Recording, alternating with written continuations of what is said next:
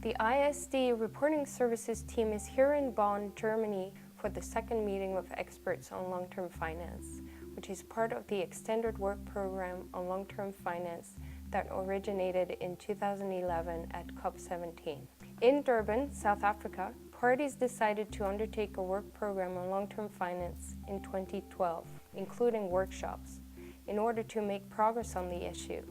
The aim of the long-term finance work program was to contribute to ongoing efforts to scale up the mobilization of climate change finance after 2012. Thus, it analyzed the options for mobilizing resources from a wide variety of sources, such as public, private, bilateral, multilateral, and alternative sources, and undertook analytical work on climate-related financing needs of developing countries for adaptation and mitigation. At COP18, UNFCCC parties agreed to extend the work program on long-term finance with the aims of informing developed country parties in their efforts to identify pathways for mobilizing scaled-up climate finance to $100 billion per year by 2020, and parties in enhancing their enabling environments and policy frameworks to facilitate the mobilization and effective deployment of climate finance in developing countries. The first meeting of the experts on long-term finance, which took place in July 2013 in Manila in the Philippines, and the current second meeting of experts on long-term finance are part of this extended work program. On the first day of this two-day event, participants engaged in two thematic sessions, each commencing in plenary with presenters and discussants,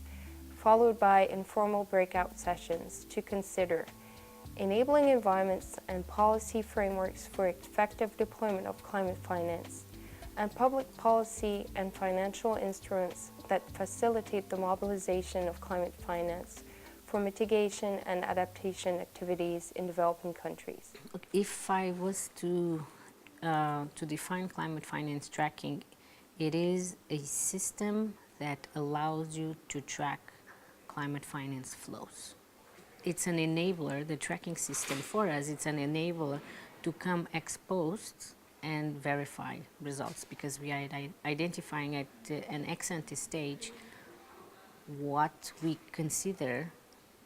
which projects we consider that will deliver climate change adaptation and mitigation benefits, and what is the financing that we think is required to deliver those benefits. But obviously then institutions like ours have M&E systems in place that should then go ex post verify what was the financing that was delivered and what were the results that were achieved. The institutions have to look at, and internationally as well, not requesting one tool to address all of the issues, but seeing how do you bring the different tools together to give you the overall picture that, or the key information that decision makers are seeking. In our point of view, transparency is one of the key elements. Transparency means, for instance, to have a robust MRV system to track not only the flows but also the delivery, and to give that assurance that the process needs in order to move forward. So another point of view is to have sufficient money in grant, in form of grant, not loan, for adaptation projects in developing countries, because adaptation project remains a unknown land for private sectors, and we still believe that there are not a lot of incentive to bring private sector into adaptation issues. Even it is very limited. So we need clarity to have clear assurance of providing grant for adaptation actions, for instance. One of the disadvantages for energy efficiency financing is that those of us who are trying to provide the financing can't easily use the energy savings to secure the loan. And so there needs to be some clever techniques used to try and make that easier. One of the most important lessons that I've picked out from these discussions and from the wonderful work being done through the long-term financing is the fact that things have changed, where developing countries are now realizing that they also have a responsibility to ensure that the investment that is being deployed to them requires a certain environment in order for it to be accommodated and implemented well. And it's also the same thing for the developed country, where they have realized that they need a certain accommodating environment in order for the investment to work. It's a good thing to know that this partial responsibility is now being embedded into this process. So each country, both developed and developing,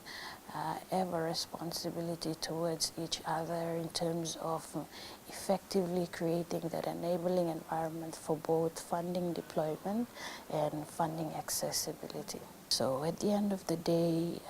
we can be able to see a parallel approach in terms of what the global community is trying to do in terms of mobilizing the additional climate change financing for developing countries, and what we can contribute as a developing country at the domestic front to complement that.